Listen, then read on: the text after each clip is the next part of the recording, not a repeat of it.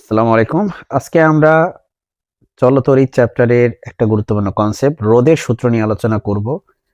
তো সূত্রটা আগে যদি আমরা একটু লিখি যে রোধ R ইকুয়াল টু হচ্ছে rho L divided by A, যেখানে রো হচ্ছে এটাকে আমরা বলি আপেক্ষিক রোধ। ঠিক আছে, আমি প্রত্যেকটা জিনিসের ব্যাখ্যা করব, একটু ধৈর্য সহকারে দেখতে হবে। এটা হচ্ছে আপেক্ষিক রোধ। আর এই L হচ্ছে তারের দৈর্ঘ্য, L হচ্ছে তারের দৈর্ঘ্য। আর এ এ কে আমরা বলি হচ্ছে প্রস্থচ্ছেদের ক্ষেত্রফল, তারের প্রস্থচ্ছেদের ক্ষেত্রফল। ঠিক আছে, সো আমি আর এটা লিখলাম না পুরোটা। এ হচ্ছে কি তারের প্রস্থচ্ছেদের ক্ষেত্রফল। এখন আমরা একটা তার আঁকি, দেখো এটাকে একটা তার বলা যায়, কলমটা কিন্তু আসলে একটা তারের মতোই, কিন্তু কলমটা জাস্ট তার অনেক চিকন হয়, কলমটা অনেক মোটা, আর কিছুই না। তো তার যদি আমরা একটা আঁকি, এই যে একটা তার আঁকলাম, এই তার জিনিসটা আসলে কি? তার জিনিসটা একটা সিলিন্ডার।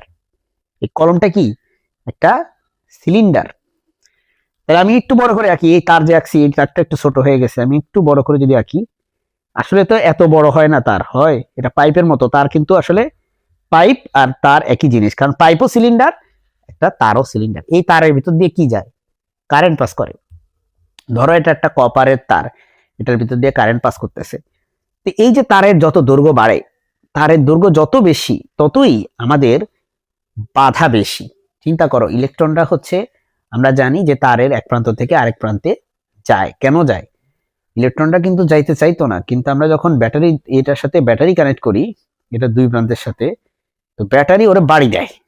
থাকে না যে অনেক সময় ওই স্কুলে যখন পিকনিক হয়, পিকনিক, তখন পিকনিকে ধরো সারিবদ্ধভাবে সবাইকে নিয়ে যাচ্ছে একটা জায়গায়, যাইতে চাইতেছে না, কিছু কিছু পোলাপাইন একটু অন্য দিকে এদিক ওদিক যাইতে চাইতেছে, ঘুরতে চাইতেছে পার্সোনালি, তখন পিছন থেকে সারা গাইড করে, এই বরাবর যাও, সবাই এই বরাবর যাও।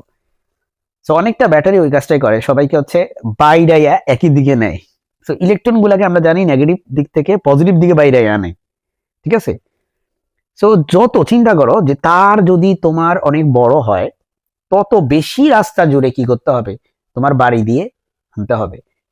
তার যদি আসলে, তো আমি এইটুকু দিয়ে আঁকছি, আসলে তো এই পুরা যে তারটা, এই পুরাটাই তো আসলে এরকম সিলিন্ড্রিক্যাল, তাই না? এই পুরা তারটাই কি সিলিন্ড্রিক্যাল, কিন্তু আসলে আমি, আমরা কিন্তু এইভাবে আঁকি সার্কিট, দেখবা সবসময় এই যে এরকম ছোট্ট করে একটা ইয়ে দিয়ে আঁকি, তাই না? এখানে একটা ব্যাটারি দিই ধরো, আমি অনেক বড় করে জুম করে একদম এটা দেখাইছি। তাহলে দেখো, আমি যদি আরেকটা আবার একটু ছবি এঁকে তোমাকে বুঝাই, যে এটা একটা তার, এই তারটা দেখতে কি একটা সিলিন্ডার। এখন দেখো, সিলিন্ডারের লেন্থ যত বেশি হবে, ততই বেশি রাস্তা জুড়ে ইলেকট্রনকে যাইতে হবে, ততই লম্বা রাস্তা ইলেকট্রনকে যাইতে হবে, ততই আমার রোধের মান বাড়বে, রোধের মান ততই বাড়বে। এটা কিন্তু আসলে বোঝাও যায় যে যত বেশি দূরত্ব, তত বেশি বাধা, ততই বাধার সম্মুখীন হব। সেই জন্য রোধ হচ্ছে আমার তারের দৈর্ঘ্যের সমানুপাতিক। তার মানে সমানুপাতিক মানে কি? দৈর্ঘ্য যত বেশি রোধ তত বেশি, দৈর্ঘ্য যত কম রোধ তত কম। এই হচ্ছে একটা সূত্র গেল। এখানে রোধের আরেকটা সূত্র হচ্ছে আমাদের প্রস্থচ্ছেদের ক্ষেত্রফল। প্রস্থচ্ছেদের ক্ষেত্রফল বলতে এই ক্ষেত্রফলটা, এটা একটা বৃত্ত, এই বৃত্তের ক্ষেত্রফল যত বেশি হবে, ততই কিন্তু আমার রোধ কমে যাবে, বাড়বে না, ওটা কমে যাবে। চিন্তা করো, এভাবে ভাবো যে তোমাদেরকে স্যার বাইরে একটা রুমের ভিতর দিয়ে নেওয়ার চেষ্টা করতেছে, বা একটা হল রুমের ভিতর দিয়ে, একটা ধরো বারান্দার ভিতর, বারান্দা দিয়ে নেওয়ার চেষ্টা করতেছে। বারান্দা যদি খুব সরু হয়, খুব চিকন হয়, তাহলে সেই বারান্দা দিয়ে যাওয়াটা কঠিন হবে।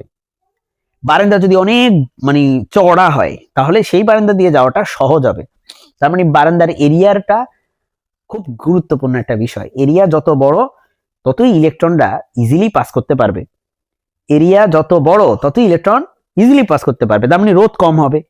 আর এরিয়া যতই ছোট, ততই আমাদের পাস করতে কষ্ট হবে, বাধাগ্রস্ত হব আমরা। তাই রোধের মান এরিয়া হচ্ছে বা প্রস্থচ্ছেদের ক্ষেত্রফলের বিপরীত। ঠিক আছে, বিপরীত এটা। আরেকটা ব্যাপার আছে, এখানে দুইটা ফর্মুলা। আরেকটা ফর্মুলা হচ্ছে রোধের মানটা ডিপেন্ড করে তোমার তারের উপাদানের উপর। যেমন আমি যদি উদাহরণস্বরূপ বলি, এটা হচ্ছে কপার দিয়ে বানানো, তো আবার এটা তো সিলভার দিয়েও বানানো হইতে পারতো। ঠিক আছে, আমি যদি ভুল না করে থাকি, আমার জানা মতে সিলভার হচ্ছে সবচেয়ে ভালো পরিবাহী। এই পৃথিবীতে পাওয়া পরিবাহীগুলোর মধ্যে কপার থেকে সিলভার বেটার। কিন্তু সিলভারকে যদি পরিবাহী হিসাবে ইউজ করতাম আমরা, তাহলে কিন্তু কপারের তুলনায় সিলভারের রোধের মান কম হইতো। কিন্তু সমস্যা হচ্ছে কি জানো, সিলভারের দাম অনেক বেশি। সিলভার না, হ্যাঁ সিলভারই তো। আমরা কি কিনি, ওই যে গোল্ডের সাথে কি কিনি, সিলভারের দাম অনেক বেশি না? তো সিলভার নাকি ওইটা, হ্যাঁ রূপা বা সিলভার।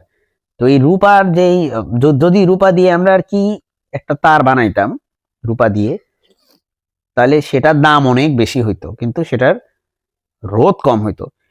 আবার ধরো অন্য ধরনের বস্তু, ধরো কথার কথা, ধরো গোল্ড দিয়ে বানাইছি আমরা, হ্যাঁ গোল্ডের তার যদি বানো, তো গোল্ডের মধ্যে দিয়ে যদি ইলেকট্রিসিটি পাস করে, সেখানে রোধ ভিন্নভাবে কাজ করবে এক একটা বস্তুর ক্ষেত্রে। আবার সব বস্তুর মধ্যে দিয়ে কিন্তু আসলে ইলেকট্রিসিটি পাস করেও না, তাই না?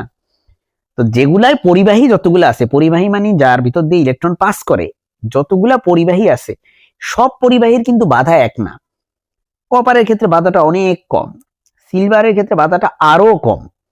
আবার কিছু কিছু পরিবাহী আছে যেগুলোর বাধা অনেক বেশি, এত বেশি বাধা যেগুলার পরিবাহী হিসেবে ইউজ করা নর্মালি সচরাচর হয় না, ঠিক আছে? বাট তারা পরিবাহী, তারা বিদ্যুৎ পরিবহন করে। তার মানে বোঝা গেল তারের উপাদানের উপরও ডিপেন্ড করে, এই উপাদানের উপর ডিপেন্ড করে, এই জিনিসটা হচ্ছে রো, উপাদানের উপর ডিপেন্ড করে। তো যাই হোক, আমরা এই তিনটা জিনিসকে একসাথে যদি কম্বাইন করি, যেহেতু এটা উপরে আর এটা নিচে আছে, তখন আমরা এভাবে লিখতে পারি যে আর ইকুয়াল টু হচ্ছে এই rho L by A. So কোন একটা বস্তুর রো যদি বেশি হয়, তার মানে তার রোধও বেশি হবে। আর বস্তু চেঞ্জ যদি আমি পরিবর্তন করে ফেলি, তাহলে পরিবর্তন ফেললে সেই বস্তুর রোধ যদি কম হয়, তাহলে আপেক্ষিক রোধ যদি কম হয়, তাহলে আমার তারের রোধও হচ্ছে কমে যাবে। তো এই তিনটা জিনিস একসাথে মিলে আমাদের রোধের সূত্র R equal to rho L by A.